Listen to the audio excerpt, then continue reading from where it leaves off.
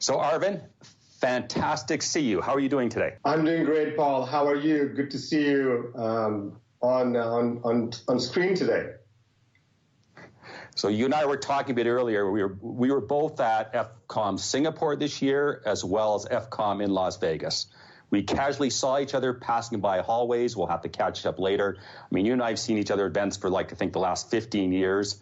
And this is probably an in-depth conversation that you and I'll have virtually, which is awesome, even though you're in Chicago, I'm in Calgary, about 2,000 miles apart. You know, you're so right, Paul. We have known each other for 15 plus years, and we talk about sitting down and having that deep, meaningful conversation. And it's taken this massive crisis and a whole new normal for us to actually sit down and have a deep, meaningful conversation as we did last week. So I think there are some good things, to be honest, that I think that are coming out of the reset, as I'm calling it, in how we're starting to do business, how we are living our lives, how we work, how we shop, how we eat, how we entertain ourselves at home. So it's not all necessarily bad. There are some good things coming out of this as well. So how are you coping with this new normal? To be honest, I think there's nothing really normal about this situation. I do think that the current situation has obviously challenged everyone to our maximum. But I do believe that it is an opportunity for us to do a mental reset in many ways. I think that if we actually think about how we are responding, and I have some more thoughts on this, this is actually a great opportunity for all of us to revisit and rethink everything in our lives, everything in our business. I think the current environment is actually offering us a great opportunity to look at some of the positives. So what are the positives that you're seeing out of this, as you said, reset? You know, I think the first thing that we're all doing is we're really taking a pause and reflecting on what's important and focusing on the key priorities. We've been so distracted, Paul. We've been running 1,000,000 miles an hour, flying from one city to the other, around the world, meeting people, going from one meeting to the other. We've been really missing that deep personal connect, which you and I were just talking about, but I'm starting to see that come back. I'm really hopeful and optimistic that in the new virtual world, ironically, we will actually probably become more personal, more genuine, and I think we're likely going to be even more effective at what we do. So that's sort of the first positive that I'm starting to see. The second thing that I'm seeing is that we're all learning to manage uncertainty. And how do we separate the short term from the long term? What I mean by that is, you know, the disruption and the speed of change and the global nature of this crisis obviously caught everyone of us by surprise. You know, it's not just a health crisis. It's not just falling demand. We have low oil prices. We have soaring unemployment.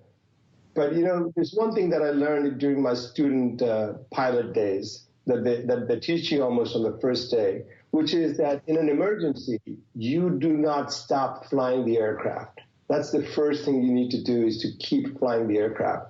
Now think about it. What do we need to fly an aircraft? We need a whole bunch of information. There's a dashboard in front of us. You need altitude, speed, header information. And can you imagine trying to fly this aircraft if you don't have the right information? It's no different in business. So we're learning the value of information about our assets. How do we keep our plants running? How do we sweat our assets longer? What are the appropriate levels of inventory? How do we redeploy our resources at the drop of a hat? So to me, you know, this whole learning about managing uncertainty and disruption has really taught me a couple things, including in our own business. The first thing is you cannot freeze into inaction. You have to keep flying the aircraft. The second is, you know, we've been inundated with shiny dashboards, and we've come to rely on the dashboards. But realization is that no shiny dashboards can fix the problem of bad underlying data. It's the old adage, garbage in, garbage out. In the new normal, I actually think that we are seeing things getting done faster. About the current conference we're in, pivoting to very successful virtual conference in a matter of days, maybe a couple of weeks, something that would have taken months to get done. But now we're seeing our customers challenging us to say, look, this is a transformation for me, given the travel restrictions and the whole challenge around, sorry, let me just make sure that the phone is off and not interrupting here. Can you hear me, Paul? I can. Okay, sorry about that. No worries. Our clients are challenging us to make sure that we are not wasting valuable time to transform their businesses just because we're waiting for the travel restrictions to be lifted so we can go back on site and start working face to face. We're actually learning how to continue to make progress virtually using work from home, remote capabilities. And I think so there are three major things. I think we're focusing. We are focusing on what's important. We're learning to deal with uncertainty. And I think finally, we're learning how to get work done virtually. Thanks, Arvind. And actually, I learned something new because I did not know. I guess you were a pilot or training to be a pilot earlier. So the other things we learn. So my next question for you is, you travel the world probably 200 days a year. You speak with a lot of C-level and EAM executives. What are they telling you about how they're prizing opportunities and addressing needs? And I'm not sure even needs relevant, in these times that we're in. It's an interesting question, Paul. I've been thinking about it you sort of started an interesting framework here when you started to talk about resilience and readiness and reinvention. And as I reflected on my conversations over the last several weeks with our customers, I realized that the first one that you called resilience is obviously top of mind for everyone. The first reaction our customers have had, including us, is how do I get through this crisis? What immediate steps do I take to stabilize or right-size my business? It's been about keeping the lights on, understanding the changes in our business, the demand, the supply, our resources, our employees. Unfortunately, it's felt for most of us, including our customers, like changing the wheels in a car while driving it. But the one thing that our customers are increasingly becoming aware of, that we've had to really rely on accurate information to respond and pivot. Think about the pivots we've all seen in just the last few days. I know that personally in our company, we've gone through a massive pivot. But the U.S. and the entire world has had to respond to the virus and pivot. We've gone from running our lives to modeling, from forecasting the spread. We're building infrastructure. We're redeploying assets. We're looking for establishing new supply chains in an emergency. Think about GM. They repurposed an entire plant and are starting to make ventilators. But none of this could be accomplished if we didn't have the right information available, and our customers are recognizing it. Can you imagine the amount of information GM needed to be able to turn on a plant they weren't using, information about the equipment, information about spare parts, information about their vendors and their supply chains?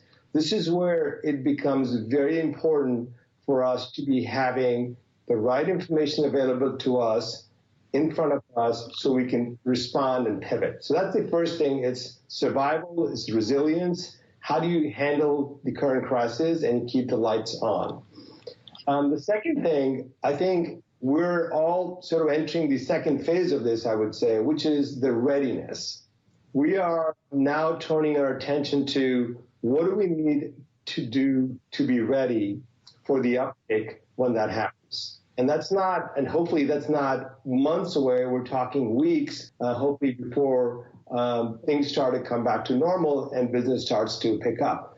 So we need to be running our infrastructure in the short term, we need to start thinking about, do we have the right foundation and be able to respond in real time? If you think about most of our asset industries, a lot of the assets were built, a lot of these information systems, IT, our analytics, our dashboard, are 20, 30 years old. For us to be able to make that connection between an asset and a part or materials sitting in the warehouse, we need to have accurate information on our equipment. We need to have information about the locations these assets are deployed. We need to have complete and accurate bills of materials that connect the assets to the spare parts in the warehouses. I mean, this is a typical full-blown digital transformation that a lot of our customers are right now starting to take on, and we're helping our customers do that. And finally, you talked about reinvention. So while we're getting ready for the uptick, we also have an opportunity in this slowdown to think about, how do we want to use our bandwidth and our resources during the slowdown to really get ready for the future of business? If you think about the companies that were successful today, they invested a long time ago to be still ready to respond to crises and to be able to take on the opportunities that were presented to them. Think about Amazon. Think about all the pharmaceutical companies. I was talking to the CIO of the second largest pharmaceutical company just yesterday, and he said, we invested not just in our patents and our research, but we invested in our digital infrastructure months and years ago. We were ready to respond to the opportunity that the crisis presented to us and the need that the crisis called for. Think about 3M, changing their production lines to make more masks. Think about Hanes or even Domino's Pizza for that matter. These companies had invested in prepared for the future. One of the things that we have learned is that a lot of the analytics that we are depending on is unfortunately based on bad underlying data. So data really has to catch up to the analytics. As I often say, the devil is in the data. And I think that is really something that we're seeing our customers take a lot of time to basically get ready for the future. So in less than a minute, what are you doing to help your customers? It took us a few days to turn our attention from worrying about our own survival and our own crisis to start thinking about the crisis and the changing business needs of our customers. So we actually went ahead and made several offers to our customers, from helping them with any COVID-related data, immediate data remediation needs that they had, to helping them with a roadmap for the readiness and the reinvention. We've offered our customers flexible billing on new projects. We've offered our customers to help them build out business cases. The good news is that the business case for what the customers need to do in the heavy asset industry is very, very strong. And we've been very flexible with our customers in helping them respond to the crisis. Great. Thank you, Arvind, very much for joining us today. Talk to you later, my friend. It's a pleasure always, Paul. Thanks for all the good work you guys are doing.